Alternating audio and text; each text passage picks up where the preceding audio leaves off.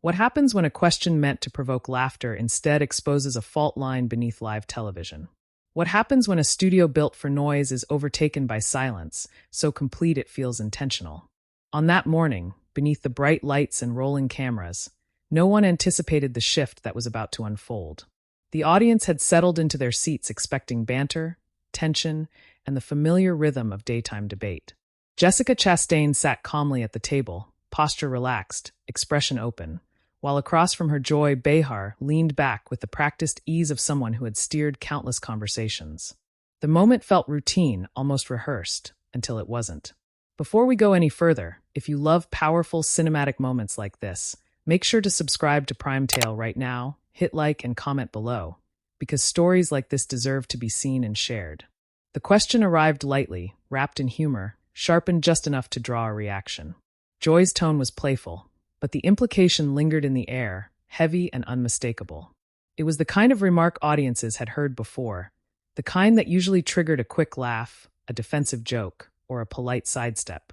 The cameras edged closer, sensing movement. The audience murmured, unsure whether to laugh or wait. Jessica blinked once, slowly, as if giving the words time to settle before responding. That pause stretched longer than expected, long enough to make the control room uneasy, long enough to feel intentional. Inside that silence, something shifted. Jessica's fingers rested together on the table, not clenched, not restless. Her breathing remained steady. There was no flash of irritation, no defensive smile. Instead, there was consideration. She lifted her gaze, meeting Joy's eyes directly, not with challenge, but with presence. The room seemed to lean forward with her. When she finally spoke, her voice was soft, almost conversational, yet it carried a weight that cut through the studio hum. She didn't rush. She didn't perform.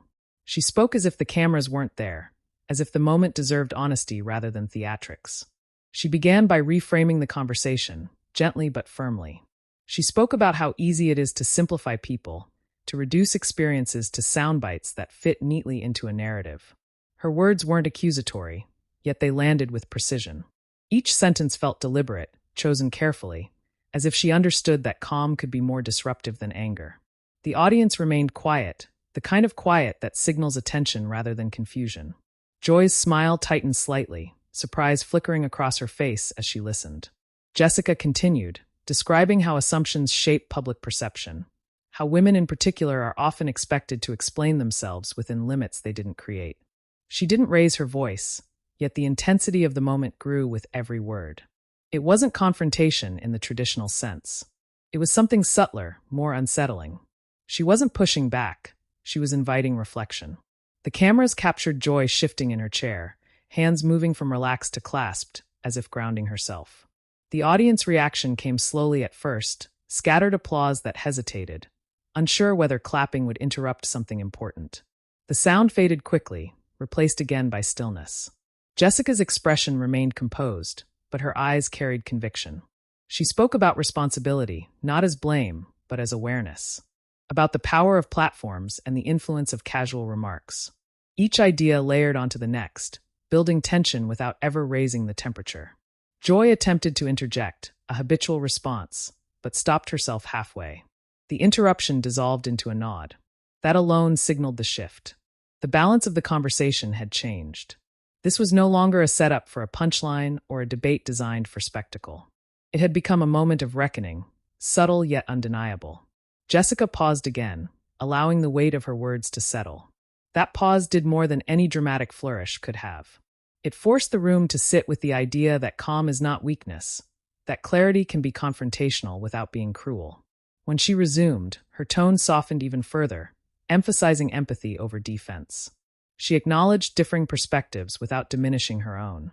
It was a masterclass in restraint. The audience leaned in, faces attentive, some nodding, others visibly emotional. The usual cues were gone. No applause signs, no laughter tracks. Just people listening. Joy's expression shifted from surprise to contemplation, the practiced confidence replaced by something more human. For the first time, it felt like the conversation was no longer about winning or losing, but about understanding. As Jessica finished her thought, she didn't punctuate it with a sharp conclusion. She let it end naturally, trusting the silence to speak for itself. The studio exhaled collectively. Applause finally broke out, fuller this time, genuine and sustained.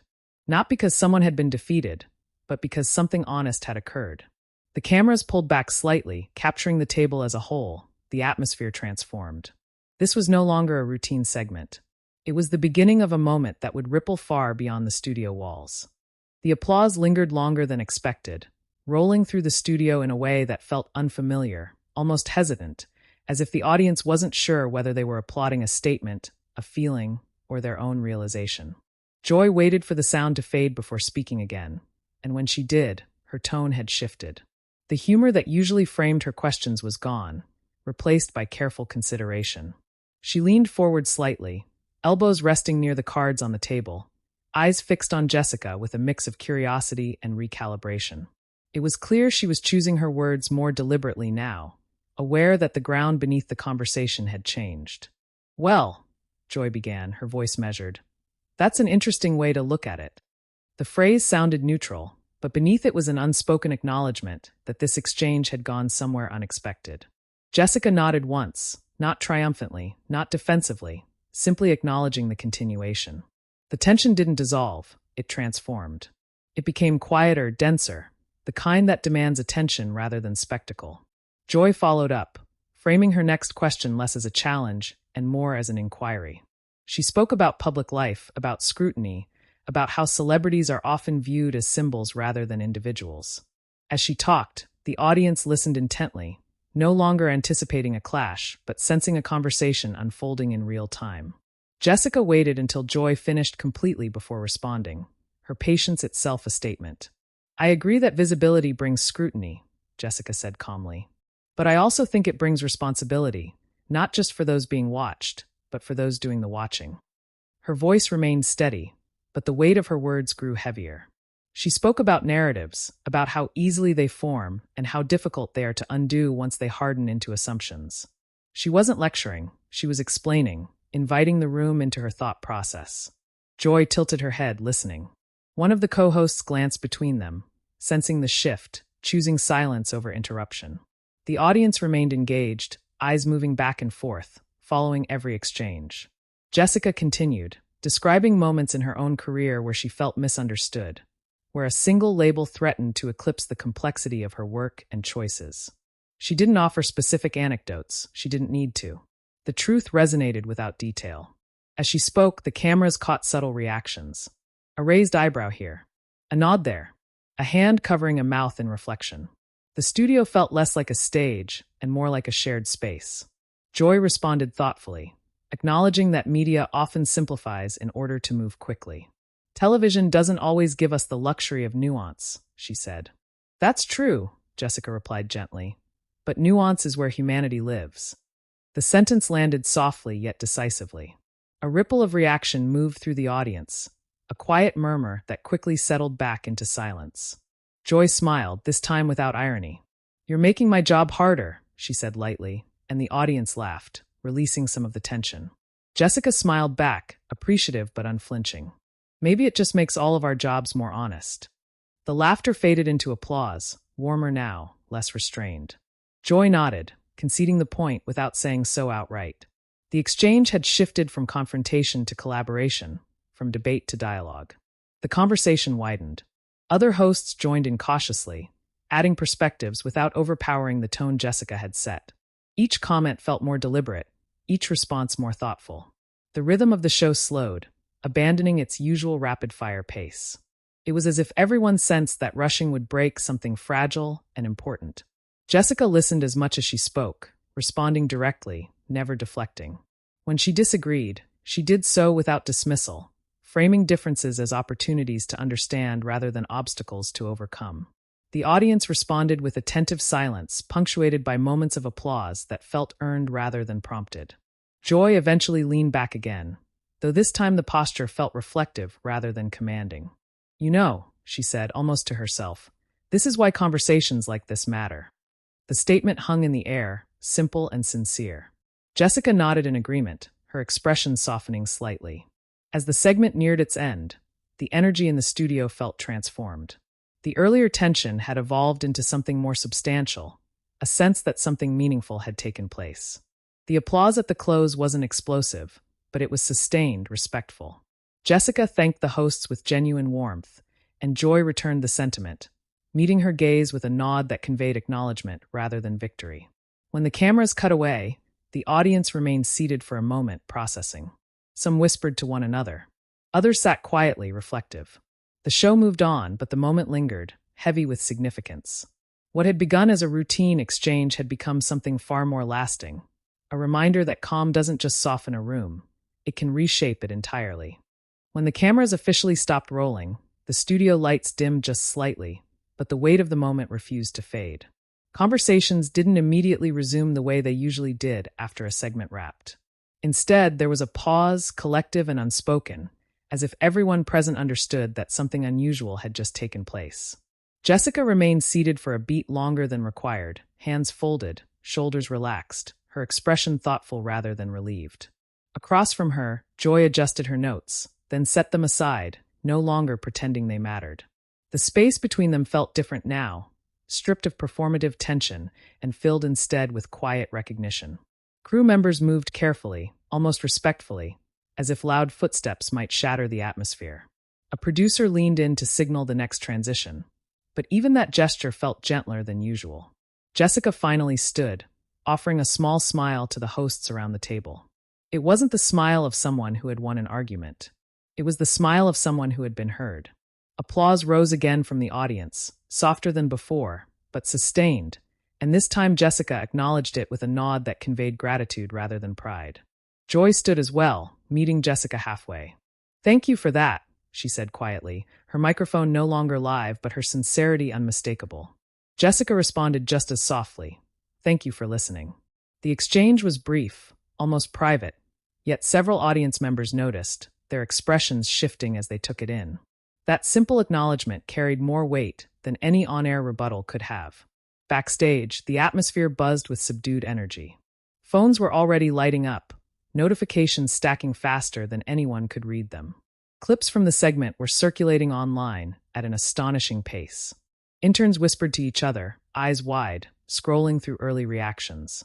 Words like powerful, composed, and necessary repeated across screens.